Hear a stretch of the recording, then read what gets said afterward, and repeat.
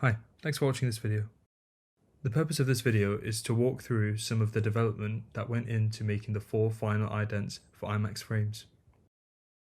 After establishing our new logos, we decided that it would be good to give each one an opening identifier. We brainstormed about what each ident would look like. We also tried to consider the contexts in which each of these would be shown. For example, we knew Beyond was going to be watched at home on the television.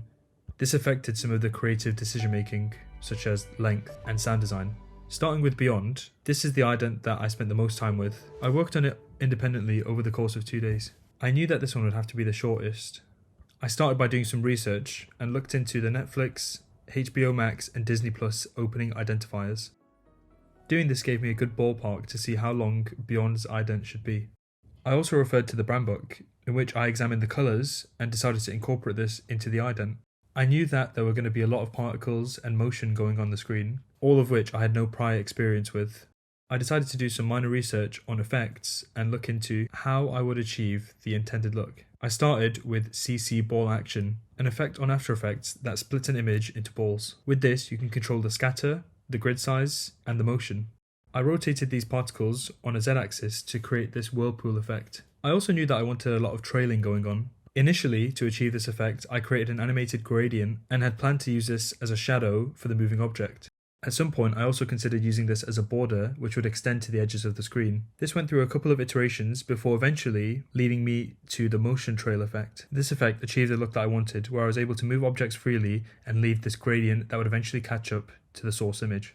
I then used this effect with the current logo and was happy with the outcome.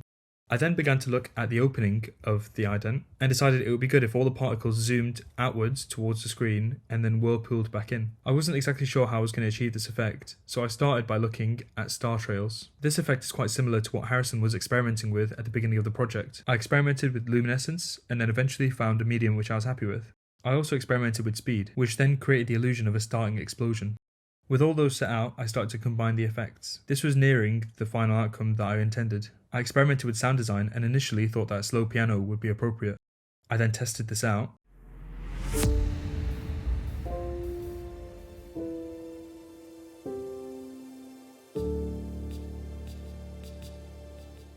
And found that something a bit more electronic and dramatic sounding was more appropriate. This led me to the final outcome.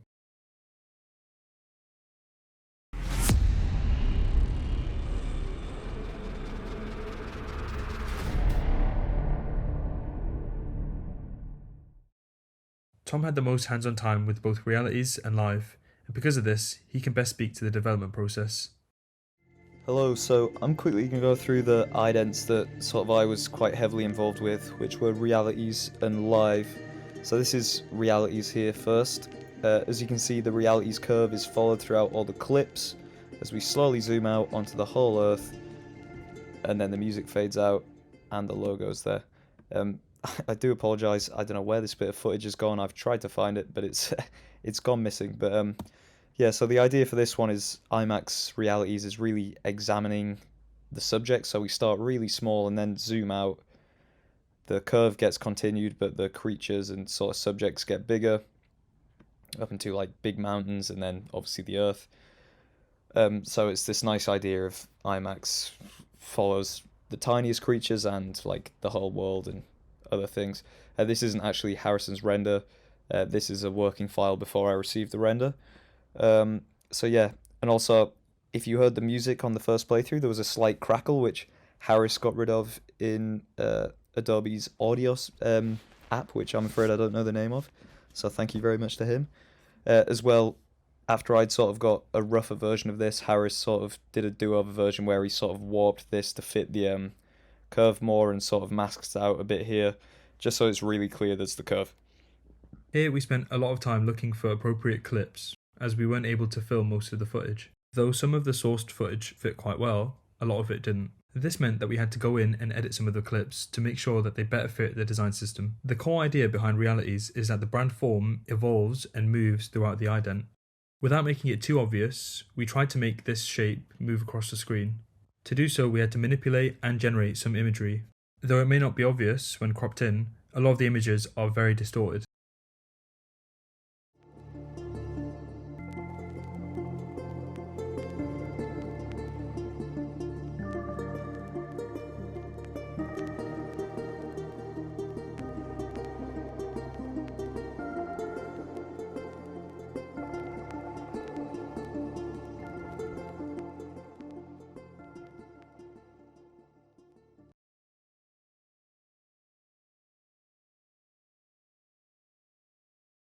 Another hurdle in the development of the Reality's ident was the low quality sound that we had picked out.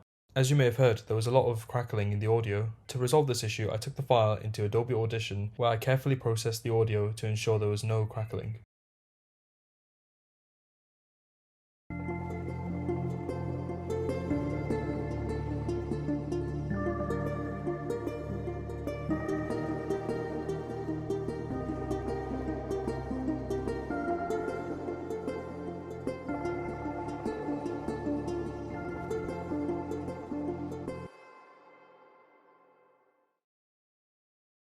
I personally didn't have much impact on the editing of Live.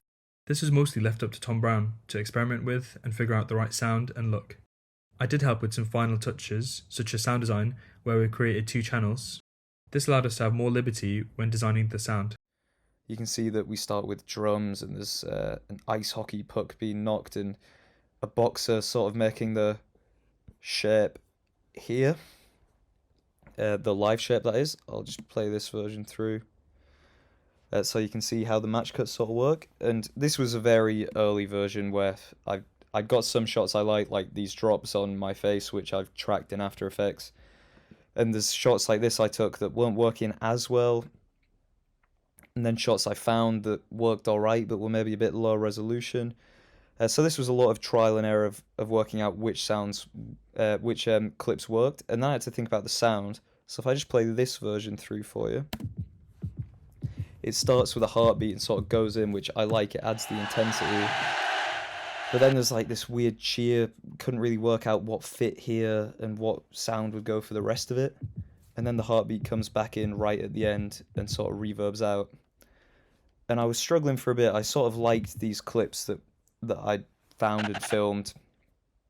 So I was thinking there's definitely something here, and it's quite short and sweet, but the heartbeat's really not working. And then there was the sort of light bulb moment where I thought, what if the heartbeat underscores the whole thing, and like these clips use the heartbeat sound. So I'll just play this through for you.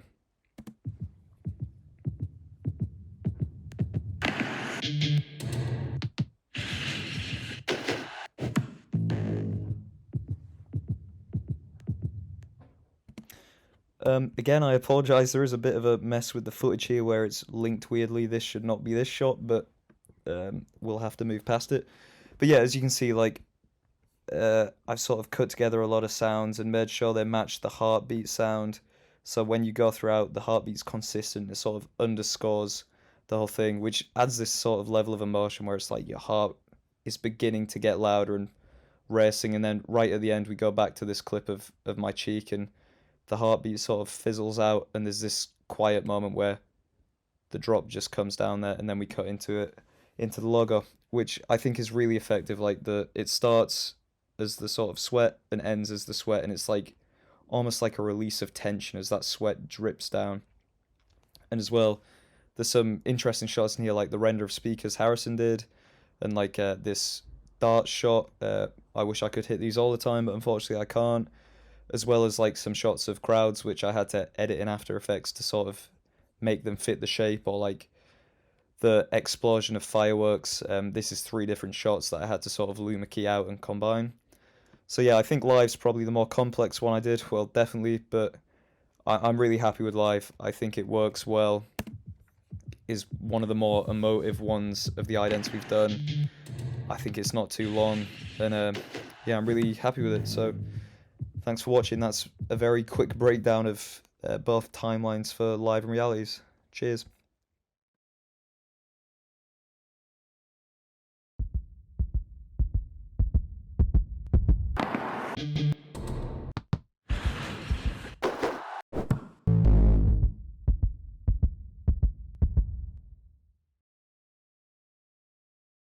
The final ident I worked on was for 70mm projection. I carefully picked out the right score to be used as audio reference. I decided to use Into the Heart of Rage by Sarah Schachnerer, which I found perfectly balanced the intensity and grandiosity of 70mm projection. The purpose of 70mm ident is to build the anticipation of watching the film. For me, this meant it had to be cinematic and epic, whilst also including awe-inspiring visuals. Of course, these visuals would take shape as the 70mm logo from our design system. I first started to experiment with water, while I manipulated a standard video of water into the desired form. This created a really interesting effect which the rest of the team really enjoyed. Once I had this visual down, I then started to think about what the rest of the ident would look like. Through a brainstorming session with the team, we came up with a series of visuals which we could try and replicate, one of which Harrison suggested earlier in the process. This was inspired by Doctor Strange and Spider-Man No Way Home, with the Earth warping in on itself, creating the illusion of a hole. I used some footage from one of the Marvel films and slightly manipulated it to fit the design system. I then used some footage from Interstellar, of which our black hole idea was inspired by, and edited together a proof of concept with the accompanying score.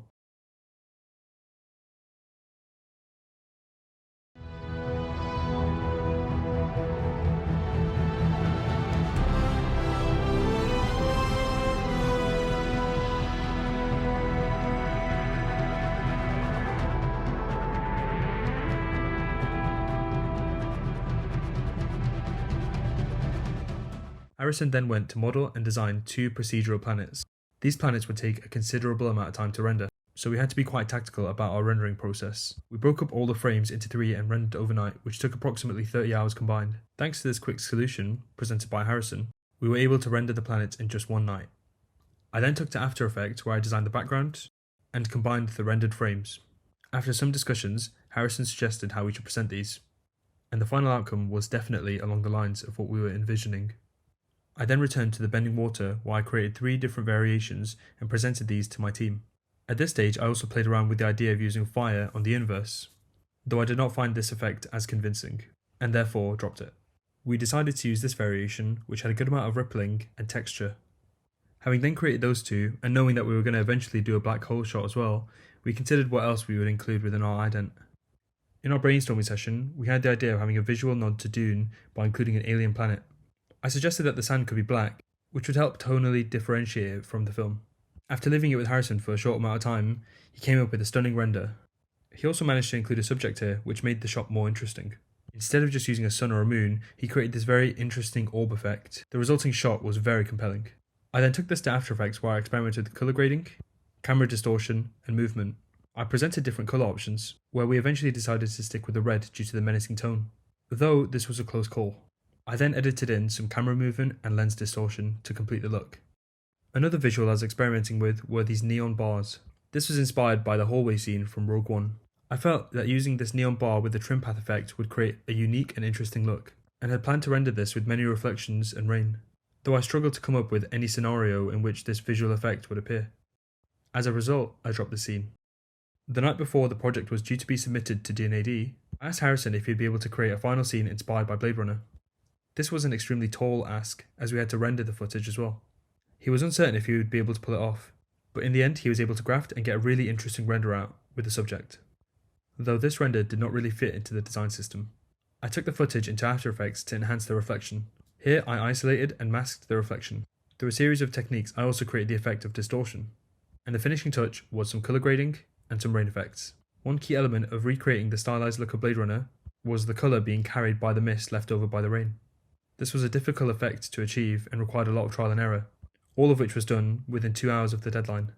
After speeding up the footage to better fit into the ident, we were all very happy with the outcome. The final render to work on was the big one. This would be our black hole render. To ensure that it fit in the design system, I pitched the idea of reflecting the render in an astronaut's helmet. This would create a more abstract look, whilst also maintaining the form set out by the design system and providing an interesting twist on the visual. Harrison rendered the black hole without any post-processing. This would make it a lot more easy to manipulate in After Effects. Whilst he was working on that, I began to pre-visualize what the final effect would look like. Once we had the black hole rendered, I began experimenting. I also discussed with Harrison the possibilities of having a separate helmet render. I would use this to cast effects such as dirt and smudges, along with projecting the final render over top. The advantage of having a rendered helmet is that Harrison could set up lighting, which would look a lot more realistic and convincing than a PNG. Then Tom and I both gave some final touches, before deciding that we were happy with the render. This included adding specular highlights, along with a lens flare which would eventually darken.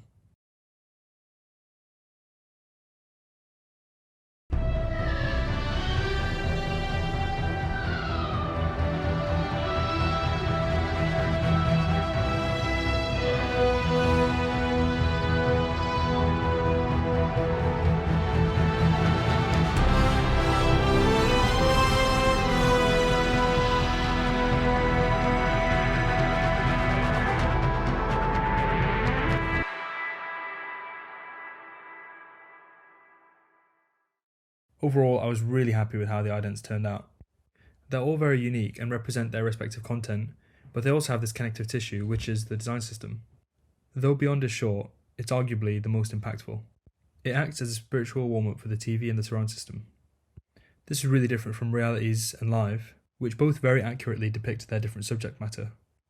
As I said earlier, Live is extremely youthful and energetic. It was intended to really get the audience pumped up for the following content. Realities is the most calm and soothing of the bunch. Its almost therapeutic approach is contrasted with its curiosity, and if remastered in 4K, would be a visual treat.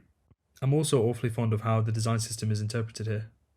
And finally, 70mm, my personal favourite, is as grand and as epic as it needs to be.